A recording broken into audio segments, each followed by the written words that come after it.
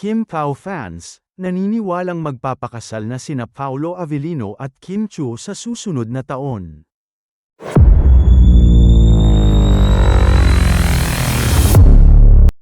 Nag-uumapaw sa kilig ang mga tagahanga nina Kim Chiu at Paolo Avellino, na mas kilala ngayon bilang Kim Pao, dahil sa mga usap-usapang tila patuloy na umiinog sa kanilang namumuong relasyon. Kung pagbabasehan ng mga bulong-bulungan at social media hints, mukhang hindi na basta showbiz lang ang koneksyon ng dalawa. Ayon sa ilang tsismis na kumakalat ngayon sa showbiz circles, di umano'y mahigit isang taon na raw palang nagkakamabutihan sina Kim at Paolo, at nagsimula ito bandang Mayo taong 2024. Sa panahong iyon, nabanggit ng ilang mapagmatsyag na netizens na namataan ang dalawa sa isang bakasyon, bagamat wala namang kumpirmasyon mula sa parehong kampo. Ngayong Mayo taong 2025, muling umugang ang mga haka-haka dahil magkasama na naman di umano ang dalawa sa isang travel getaway. Ngunit nananatili pa rin ang palaisipan kung saan nga ba sila talaga nagpunta. May nagsasabi raw na sila ay nagpunta sa Thailand, habang may iba naman na nagsabing namataan sila sa kilalang luxury destination na Amanpulo. Di rin nagpahuli ang isang source na nagsabing tila sa Bataan raw namataan ang magka-love team. Kahit pa walang malinaw na ebidensya o kumpirmasyon, tila hindi na alintana sa mga Kim Pao supporters kung saan nga ba talaga sila nagbakasyon, ang mahalaga para sa kanila ay magkasama ang dalawa.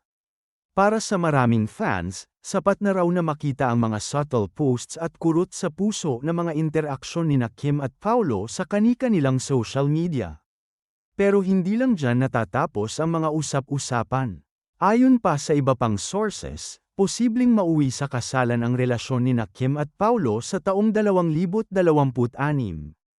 May ilang nagsasabing may mga commitments pa umano si Kim, lalo na sa mga endorsement deals at showbiz obligations, na kailangang tapusin bago siya tuluyang pumasok sa isang panibagong yugto ng kanyang buhay.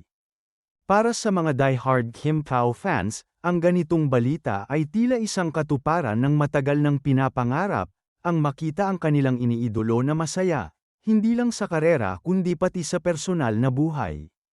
Kahit pa hanggang ngayon ay wala pang kumpirmasyon mula mismo kina Kim at Paolo, ang mga kilos, titig, at lamang ng dalawa sa mga pampublikong okasyon ay tila nagsisilbing kumpirmasyon na rin para sa mga tagahanga.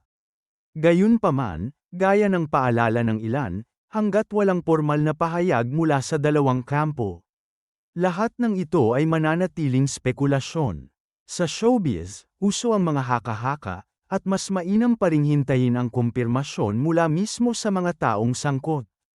Sa huli, kung sakaling totoo nga ang lahat ng ito, mula sa isang taong relasyon hanggang sa posibleng pag-iisang dibdib, hindi maikakailang isang magandang kwento ito ng pag-ibig na unti-unting nabuo sa harap ng kamera at patuloy na namumulaklak sa likod nito.